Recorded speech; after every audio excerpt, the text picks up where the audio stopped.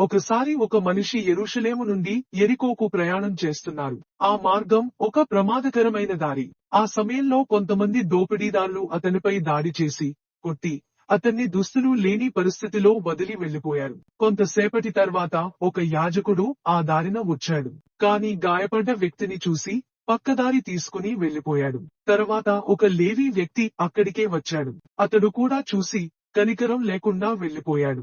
కాని చివరికి ఒక సమార్యుడు అక్కడకు వచ్చాడు. అతడు గాయపడిన మనిషిని చూసి హృదయం కలిగి దగ్గరికి వచ్చాడు.